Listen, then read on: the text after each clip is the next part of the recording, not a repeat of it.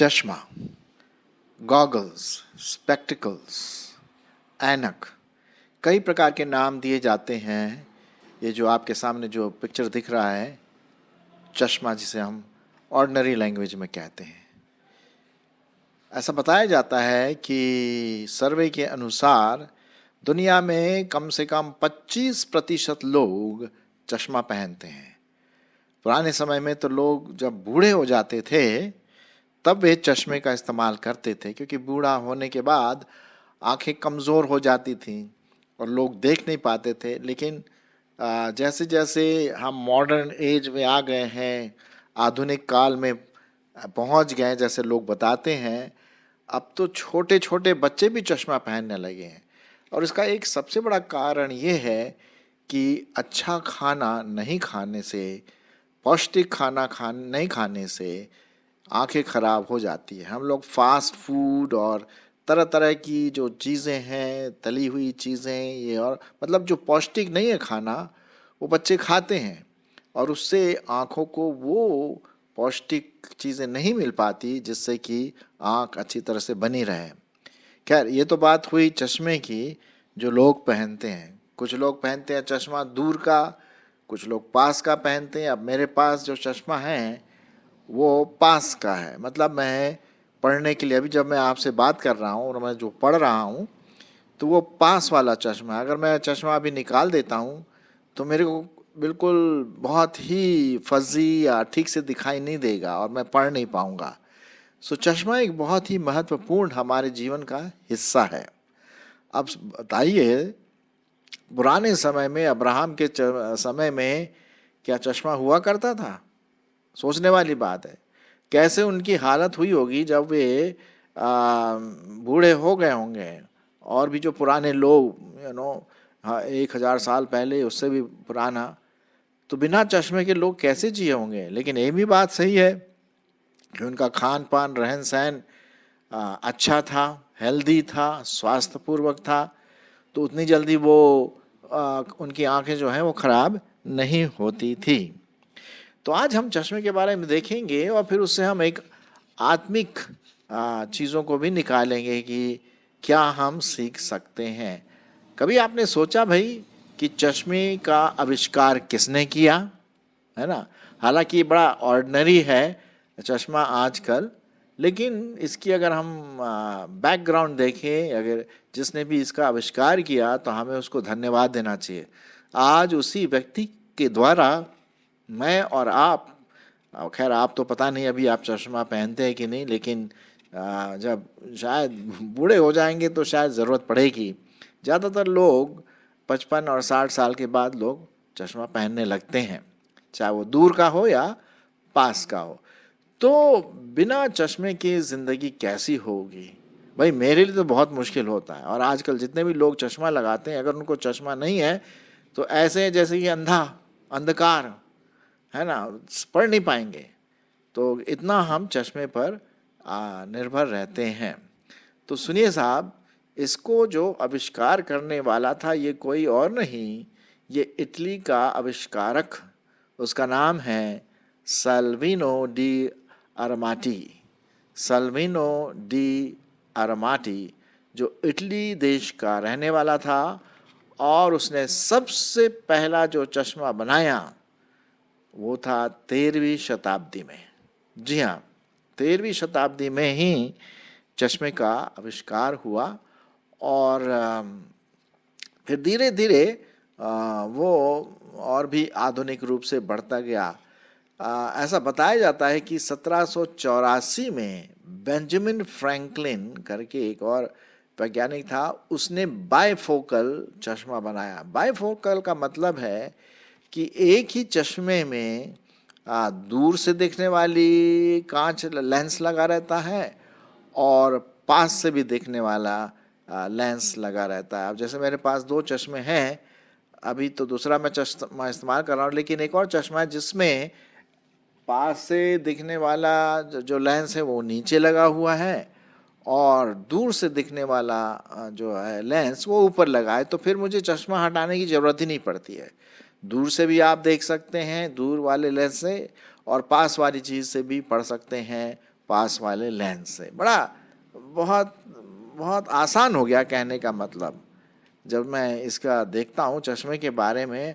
हालांकि बड़ा कॉमन चीज़ है, आम चीज़ हो गई आजकल तो चश्मा, लेकिन जिसने भी बनाया जैसे कि सल्विनो डिमार्टी ने जो 13वीं शताब्दी में किया, भाई हमें तो उसका धन्यवाद करना चाहिए। हाँ बिल्कुल, क्योंकि अगर वो चश्मा नहीं बनाता, पता नहीं, हो सकता दूसरा कोई बनाए, लेकिन उसने पहली शुरुआत की। अब एक बात और है कि जो चश्मा है उसमें लेंस लगे रहते हैं। अब लेंस जो है आपके जो आँख है उसको जांच करने के बाद ही लेंस को लगाते हैं, जिससे कि आपको ये पता पड़े भाई कि आप दूर देखने वाला चश्मा चाहिए या पास दिखने वाला रीडिंग वाला चश्मा चाहिए। अलग अलग प्रकार के कुछ ऐसे व्यक्ति हैं जो दूर दूर वाली चीज़ उनको ठीक से नहीं दिखाई देती, पास वाली चीज़ बिल्कुल साफ दिखाई देती, तो वो दूर हो गया। और वैसे कुछ लोग उल्टा ये भी है कि जो पास वाली चीज़ उनको ज़्यादा साफ नहीं दिखाई देती, लेकिन दूर वाली ठीक दिखाई दे। अब जैसे मेरा अपना उदाहरण है, मैं दूर वाली चीज़ों को तो अच्छी तरह से देख लेता हूँ, है ना, लेकिन पास वाली चीज़ से मेरे को बहुत समस्या होती है और इसलिए मुझे चश्मा इस्तेमाल करना पड़ता है।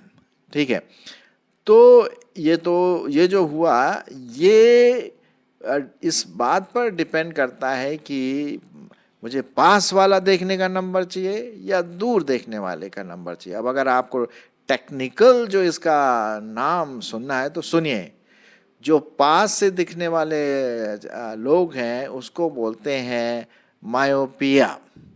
मायोपिया का मतलब है कि इसकी जो आँखें हैं वो पास से दिखने वाली हैं, ठीक है, दूर वाला वो नहीं दिख पाता। दूर दिखने वाले आँखों को हम बोलते हैं हाइपरोपिया, जो दूर वाली चीज़ों को देख सकते हैं। तो इसी के अनुसार फिर नंबर दिया जाता है कि कौन से नंबर का चश्मा लगाना पड़ता। अब शुरू में मुझे याद है कि मैंने पहले, जब समझ लीजिए मैं 35-40 साल का था, तो उस समय मेरा नंबर 1 था। फिर जैसे जैसे मेरी उम्र बढ़ती गई मेरा नंबर बढ़ के 1.5 हुआ, फिर उसके बाद 2 हुआ, अब 2.5 है। देखिए मेरा नंबर बढ़ता जा रहा है, क्योंकि जैसे जैसे मेरी एज बढ़ रही है तो नंबर जो है चश्मे का वो भी बदलता जाता है। तो ये फिर भी हम परमेश्वर का धन्यवाद देते हैं कि लोगों को इतनी बुद्धि आई कि उन्होंने चश्मा का आविष्कार किया, जो हम सबों के लिए बहुत आवश्यक, सबों के लिए तो नहीं, आपकी तो आंखें अभी जवान होंगी लेकिन ज़्यादातर लोगों को ये ज़रूरत पड़ता है जब वे बहुत एजेड हो जाते हैं या ओल्ड हो जाते हैं। ठीक है, अच्छा एक और बात मैं आपको बताऊं कि पहली बार जो फ्रेम बनाएगा, आजकल जो फ्रेम बनाते हैं वो फाइबर का होता है या प्लास्टिक का होता है या अच्छे खासे पतले स्टील मेटल का होता है, लेकिन पुराने समय में लकड़ी के फ्रेम बनाते थे और लकड़ी के साथ साथ हड्डियों का भी फ्रेम बनाते थे, तब उसमें जा कर के वो लेंस फिट करते थे, है ना। ये मैं बता रहा हूँ आपको 400-500 साल पहले की बात है। अच्छा एक और चीज़, आजकल तो कई प्रकार के चश्मे आ गए हैं, न सिर्फ देखने के लिए, रीडिंग के लिए, लेकिन स्टाइलिश वाले भी आ गए हैं। आपने देखा होगा बाज़ार में सड़क के किनारे लोग खड़े रहते हैं चश्मा बेचने वाले, अलग अलग कलर के, अलग अलग साइजेस के, अलग अलग फैशन वाले, है कि नहीं। विशेष करके एक होता है सन ग्लासेस। सन ग्लासेस में क्या होता है, जब हम सन ग्लासेस को पहनते तो एक उसमें स्पेशल कोटिंग होती है जो हमें अल्ट्रा वायलेट लाइट से जो हमें सेफ्टी देती है, हमारी रक्षा करती है हमारी आँखों की। तो ये सन ग्लासेस स्पेशली इसीलिए डिज़ाइन किया जाता है कि हम धूप में उसको पहन के जाएं तो हमारी आँखों में अल्ट्रा वायलेट की लाइट की जो प्रभाव है, बुरा प्रभाव ना पड़ सके। ठीक है, तो ये तो हुई साहब आज के चश्मे की बात। तो हम देखते हैं जैसा कि हमारा टाइटल कह रहा है, शीर्षक कह रहा है कि चश्मा एक बहुत ही महत्वपूर्ण आविष्कार है और इसके बिना कम से कम 70 लोग तो देख नहीं पाएंगे, ठीक तरह से पढ़ नहीं पाएंगे। तो हम धन्यवाद देते हैं उस चश्मे के आविष्कारक के लिए और आजकल जो चश्मा हमारे लिए लोग बनाते हैं।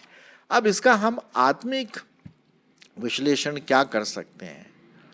अब जैसे कि कभी कभी खेल खेल में मैं क्या करता था, कोई भी चश्मा पहनता था तो मैं भी देखना मांगता था, यार चश्मा क्या है, और पहन लिया तो उन लोग मना करते थे, अरे मत पहनो मत पहनो, आँख खराब हो जाएगी। क्यों? क्योंकि उनका लेंस अलग होता था, मेरा सामान्य जो बचपन था ठीक था, तो एकदम से अजीब सा लगने लगा, चक्कर सा आने लगता था। तो सही नंबर सही आँख के लिए, सही दृष्टि के लिए बहुत ज़रूरी है। यदि मेरा नंबर गलत नंबर लग जाता है जो मेरे आँख के लिए सूटेबल नहीं है, तो मेरी आँख और ख़राब हो सकती है। ठीक इसी प्रकार से प्रभु यीशु मसीह ने भी एक बात कही निकोदेमस से।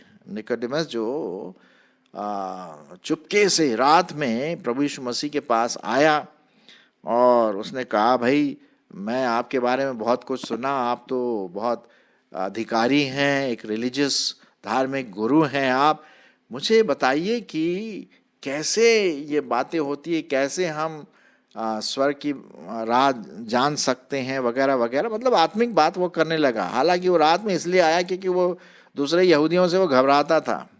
तब यीशु मसीह ने एक चश्मे का नंबर बताया। अब यहाँ मैं रूपक दृष्टि से बात कर रहा हूँ आपको, चित्रण के रूप में, कि भाई सही नंबर आपको लगाना है आत्मिक आँखों में, ठीक है। और वो पाया जाता वो नंबर है यूहन्ना उसका 3 अध्याय और उसका 6 से 8 पद। यूहन्ना 3 अध्याय उसका 6 से 8 पद। देखिए क्या लिखा हुआ, मैं आपके लिए पढ़ देता हूँ। यूहन्ना रचित सुसमाचार उसका 3 अध्याय और 6 से 8 पद। यहाँ पर इस प्रकार से लिखा हुआ है, क्योंकि जो शरीर से जन्मा है वो शरीर है, और जो आत्मा से जन्मा है वो आत्मा है। अचंभा ना कर कि मैंने तुझसे कहा तुझे नए सिरे से जन्म लेना अवश्य है। हवा जिधर चाहती है उधर चलती है और तू उसका आवाज सुनता तो है, परंतु नहीं जानता कि वह कहाँ से आती और किधर को जाती है। जो कोई आत्मा से जन्मा है वह ऐसा ही है। अब निकोदेमस जो था वो शारीरिक रूप से इस बात को लिया कि कैसे मैं माँ के पेट में फिर से मैं जाऊं उस नए जन्म के लिए। प्रभु यीशु मसीह कहते हैं नहीं नहीं नहीं, तुमको अपने दिल से प्रभु यीशु मसीह को ग्रहण करना आत्मा के द्वारा। ये है सही नंबर, आपकी आत्मिक चश्मा जिसे हम कह सकते हैं, ये आपका सही नंबर। तो ये सही नंबर हमारी आँखों के लिए आत्मिक रीति से बहुत ज़रूरी है। फिर दूसरी बात हम ये देखते हैं कि जब चश्मे की बात आती है तो जैसे मैंने कहा अलग अलग नंबर होते हैं। कुछ लेंस बड़े मोटे होते हैं, कुछ लेंस बड़े पतले होते हैं, वो सब नंबर के अनुसार होता है। अब हमें चश्मों के साथ खिलवाड़ नहीं करना चाहिए, क्योंकि अगर हम चश्मों के साथ खेलें, जैसे मैं खेलता था तो लोग मेरे को मना करते, मैंने बोला यार क्यों मना कर रहा है ये, मैं तोड़ूंगा थोड़ी, मैं देखना मांगता हूँ कि इसमें कैसे दिखाई देता है। तो उन्होंने बोला नहीं नहीं नहीं, अगर आँखों में लगाओगे तो आँखें ज़रूर खराब हो जाएंगी। अच्छा जी, अब मुझे पता पड़ा कि क्यों लोग मुझे मना करते थे। बचपना, जब बचपना होता ना उसमें कई मूर्खता की बातें बचपन में करते थे। उसी प्रकार से हम परमेश्वर के वचन के साथ खिलवाड़ ना करें। जैसा हम चश्मे के साथ खिलवाड़ नहीं कर सकते, उसी प्रकार से हम परमेश्वर के वचन के साथ खिलवाड़ ना करें। इसके लिए मैं आपको बताऊंगा, पढ़ूंगा। पाया जाता है गलतियों उसका 6, 7 और 8 पद। गलतियों की किताब उसका 6वां अध्याय 7 और 8 पद। क्या लिखा हुआ है सुनो, परमेश्वर का वचन बहुत साफ रीति से कहता है। 6, 7, 8 6वां अध्याय 6, 7 और 8 पद। जो वचन की शिक्षा पाता है वह सब अच्छी वस्तुओं में सिखाने वाले को भागी करे।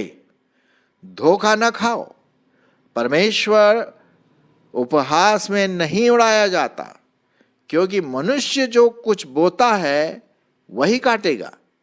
क्योंकि जो अपने शरीर के लिए बोता है वह शरीर के द्वारा विनाश की कटनी काटेगा, और जो आत्मा के लिए बोता है वह आत्मा के द्वारा अनंत जीवन की कटनी काटेगा। हाँ, हम भले काम करने में साहस न छोड़े, क्योंकि यदि हम ढीले न हो तो ठीक समय पर कटनी काटेंगे। तो मेरे प्रियो, परमेश्वर के वचन को हम गंभीरता से लें, खिलवाड़ ना करें, मजाक में ना उड़ाएं, ठट्ठाओं में ना इस्तेमाल करें, सीरियसली पढ़ें, मनन करें और उसके अनुसार हम चलें, है ना। खिलवाड़ ना करें। खिलवाड़ ना करने का मतलब लाइटली ना लें, गंभीरता से लें। जो परमेश्वर कहता है वो करेगा, हमें होशियार रहना। ये सत्य है, सत्य वचन है, ठीक है। तो जैसे हमें चश्मे के साथ खिलवाड़ नहीं करना चाहिए, परमेश्वर के वचन के साथ भी खिलवाड़ हम ना करें। तीसरी और आखिरी बात मैं बताना मांगता हूं कि चश्मा जो है, ऐनक जो है, वो हमें सही दृष्टि देने के लिए, सही पढ़ने के लिए, अच्छी तरह से हम पढ़ सकें या चित्र को देख सकें, जो भी है उसको हम देखें। अब देखिए, अलग अलग नंबर के चश्मे हैं, और अलग अलग नंबर का चश्मा का मतलब ये नहीं कि सब अलग अलग दिखाई दे, नहीं। सब जैसी दृष्टि है सबके लिए वैसी दिखाई दे, लेकिन हर एक का, क्योंकि आंख का नंबर अलग अलग होता है, तो वो ठीक करने के लिए आंख की जो क्या बोलते हैं लेंस को, अंदर जो हमारे आंख में होता है, उसको मिलान करने के लिए अलग अलग नंबर के चश्मे बनाए जाते, ताकि जब हम बाहर देखिए चश्मे से हो करके, तो हर व्यक्ति हमें, हर चीज हमें समान रूप से दिखाई दे। ठीक उसी प्रकार से हमारी दृष्टिकोण हर व्यक्ति को बराबर दृष्टि से देखना है, चाहे वो गरीब हो, धनवान हो, अच्छे पैसे वाला हो, बिना गरीब हो, या कोई थर्ड क्लास जिसे हम बोलते हैं ना, चौथी क्लास का काम करते हो या फर्स्ट क्लास काम करते, हमें उससे मतलब नहीं होना चाहिए, क्योंकि परमेश्वर हर व्यक्ति को एक ही दृष्टि से देखता है, चाहे वो गोरा हो, काला हो, छोटा हो, मोटा हो, जो भी हो, क्योंकि हर मनुष्य, हर व्यक्ति परमेश्वर की समानता में बनाया गया है। मैं आपके लिए इसी से संबंधित पढ़ूंगा, उत्पत्ति और उसका पहला अध्याय और उसका 27 पद। उत्पत्ति उसका पहला अध्याय और उसका 27 पद। क्या लिखा हुआ है? तब परमेश्वर ने मनुष्य को अपने स्वरूप के अनुसार उत्पन्न किया, अपने ही स्वरूप के अनुसार परमेश्वर ने उसको उत्पन्न किया, नर और नारी करके उसने मनुष्यों की सृष्टि की। तो हम देखते हैं मेरे प्रियो, मेरे भाई बहनों, कि हम किसी भी व्यक्ति को ऊंचा नीचा करके ना देखें। हर व्यक्ति, चाहे वो भिखारी भी क्यों ना हो, वो परमेश्वर के रूप में, समानता में, स्वरूप में बनाया गया है। बल्कि हमें ऐसे लोगों की जो बहुत पिछड़े हैं, सहायता करने की जरूरत है। जी हाँ, तभी परमेश्वर इससे प्रसन्न होता है। तो जैसे चश्मा, हम अलग अलग नंबर तो पहनते हैं, है ना। जैसे मैंने कहा, हर एक व्यक्ति का अलग अलग नंबर होता है, लेकिन जो दृष्टि है, जो हम पढ़ते हैं या देखते हैं, वो एक ही है, वो बदलता नहीं है।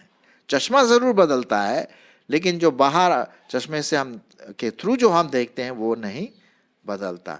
तो उसी प्रकार से हमें परमेश्वर के जो लोग हैं उनको, या जो अन्य जाति भी हैं, उनको हम समान दृष्टि से देखें।